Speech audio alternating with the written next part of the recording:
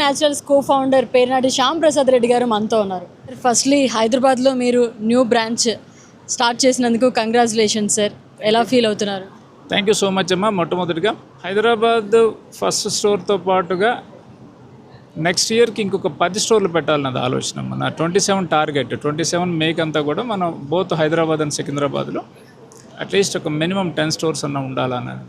Next 3 ఇయర్స్లో global లెవెల్లో వెళ్ళాలన్న ఆలోచనతోటి ద సోర్స్ అని బై పేర్నాట్ న్యాచురల్స్ ఇప్పటి వరకు సింగిల్ క్రాప్ తోటి ప్రొడక్షన్ తీసుకుంటున్నాం.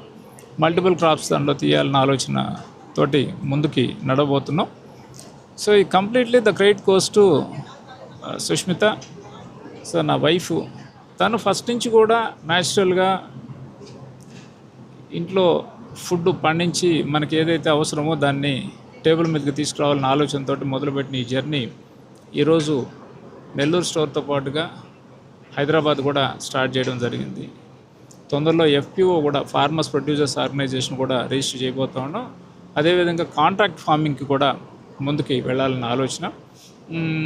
ఎంత ఎక్కువ మంది రైతులతో కలిసి మనం జర్నీ చేయగలిగితే ఖచ్చితంగా రైతులు జీవన విధానాన్ని, అదేవిధంగా కొంచెం మార్జిన్స్ వచ్చేదానికి, జనరల్గా ఏమంటారంటే ఆర్గానిక్ ఫార్మింగ్ అంటే కష్టం, అది పెద్ద ప్రొడక్షన్ రాదు అని అంటారు.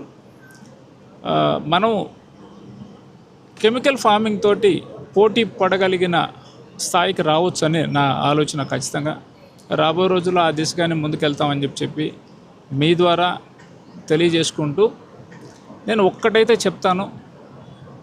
మనం మార్కెట్లోకి వెళ్ళినప్పుడు ఒక బ్రాండ్ చూస్తాం. సో ఈ బ్రాండ్ అయితే బాగుంటుంది, ఆ బ్రాండ్ అయితే బాగుంటుంది. లేదు, ఒక హాస్పిటల్ చూస్ చేసుకునేటప్పుడు అంటే టాప్ మోస్ట్ బ్రాండ్ హాస్పిటల్స్కి వెళ్ళాలని.